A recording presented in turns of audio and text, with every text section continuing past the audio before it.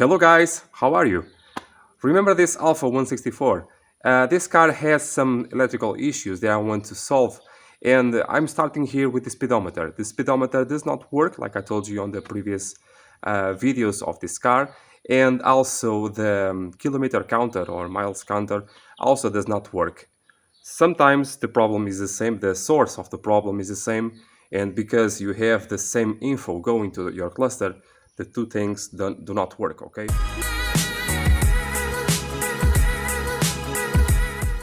So what I like to do is to test everything to the most infamous detail, because I don't want to just put parts just because, and I want to make sure that everything as it should.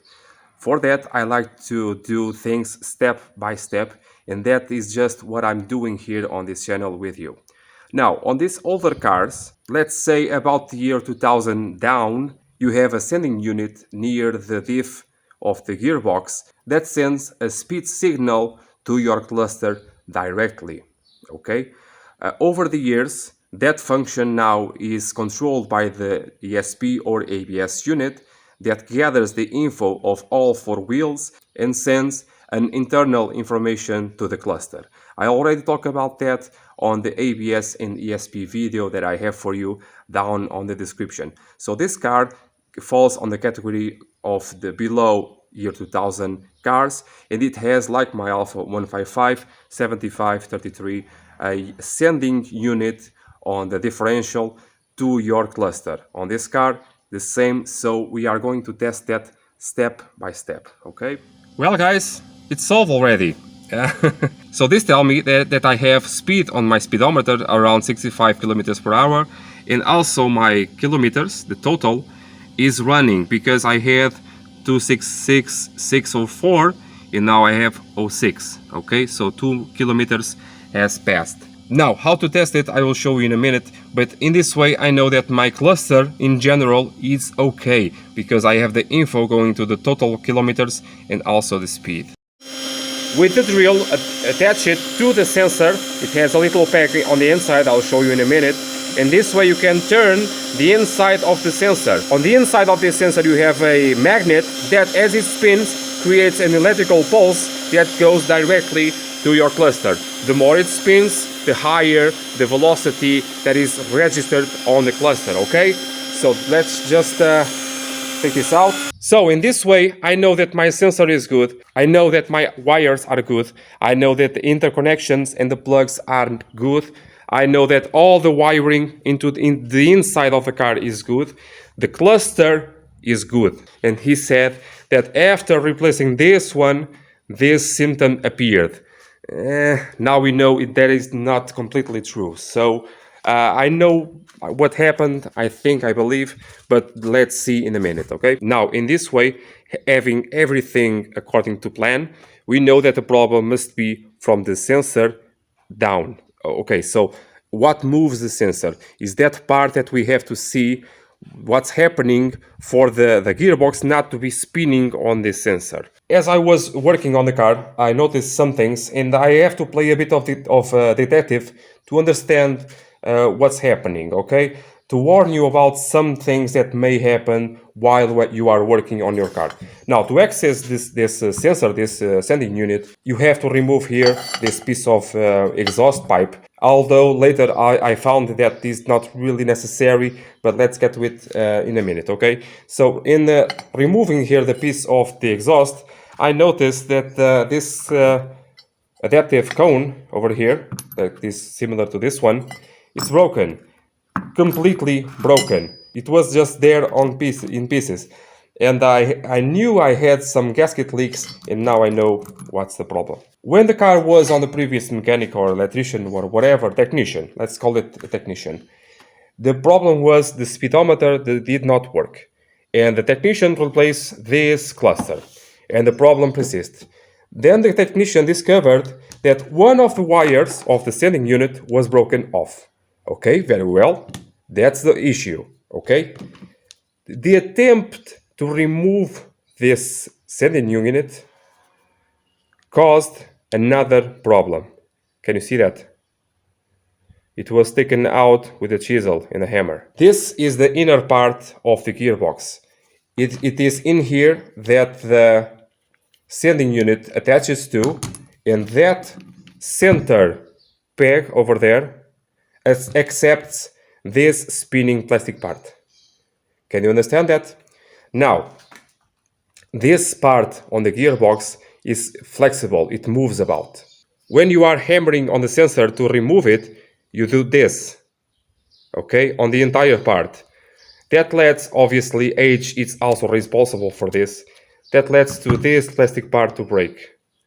And that part over there, normally at the end you have a gear, in this case a plastic gear, and because of the hammering to attempt to take out this, maybe it created another problem where this is broken and no longer spins, obviously, and does not create movement inside of this sensor. Can you understand the issue here? Now, I did not know this as I was working on the car. I do also try to remove this from this part, but even I cut a wrench to do so.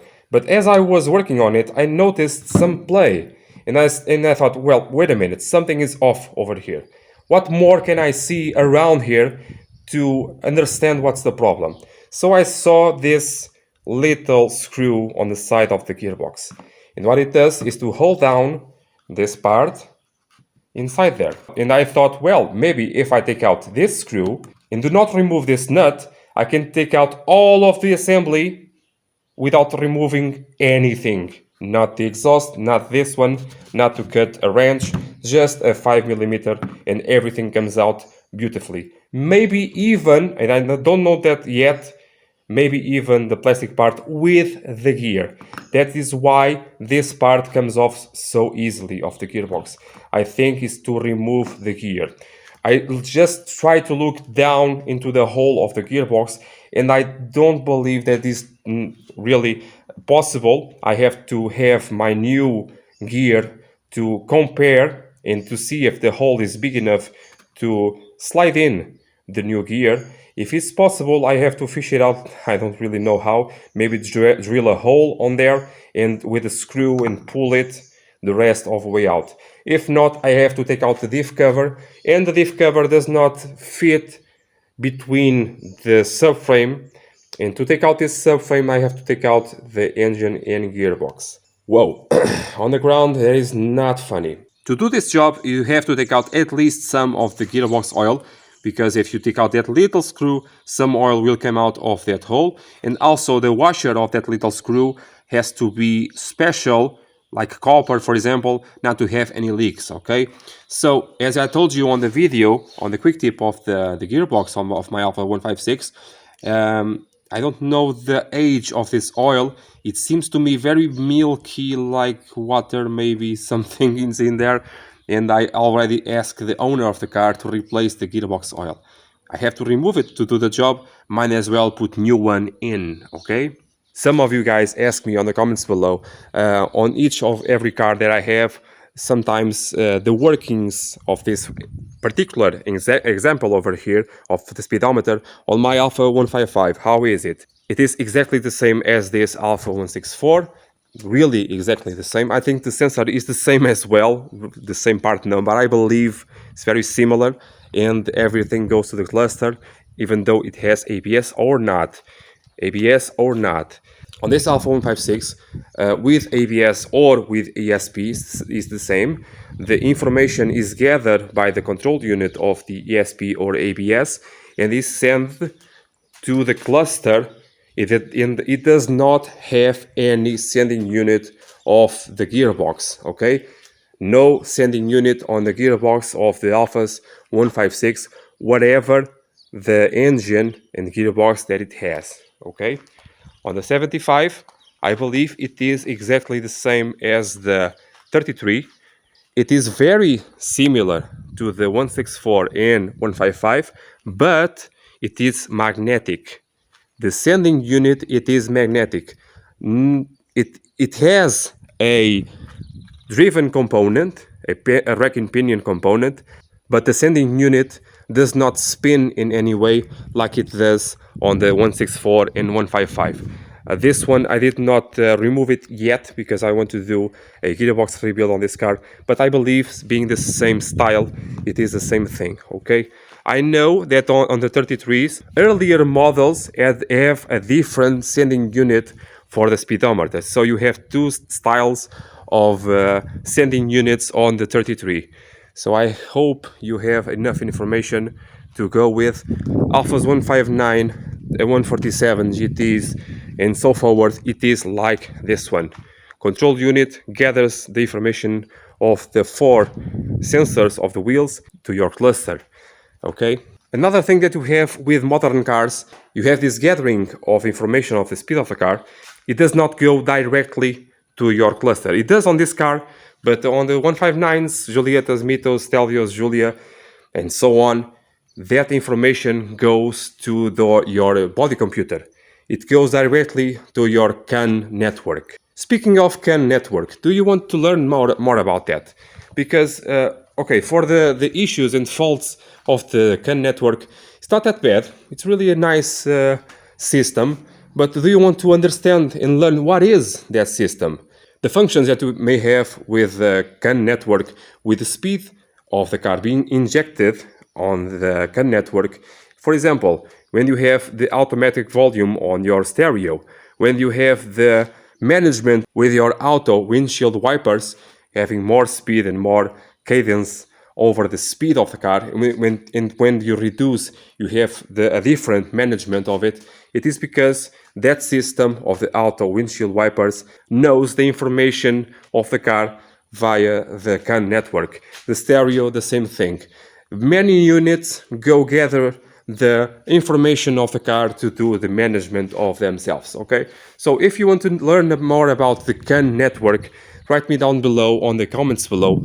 Also the VAN network, the LIN network, everything network is very futuristic. It is really present on today's cars. About 2005 and up, all of the Fiat Group cars has it. And it is a very good type of communication system. Very simplified, very good, very nice. So I'll do more videos for the other electrical issues on this car. The gas cap cover does not open, it is electric too. I will check that. And also I have a list of stuff. I'll keep you up to date on this issue of the speedometer. I already know what is the solution, but I have some work until I have things working. But at least I know what is the problem, the real problem of the car. So guys, I see you on the next video. I'll keep you up to date on this issue over here. Down on the description below, you have a lot of links for videos related to this one. You also have some playlists regarding everything that I do on my channel, and also I have links for helps for the channel. As you may know, this is a very time-consuming channel, okay, and sometimes I appreciate some of your help, and I do really appreciate a lot of help that you guys have given me so far. So I see you next time, guys. Bye.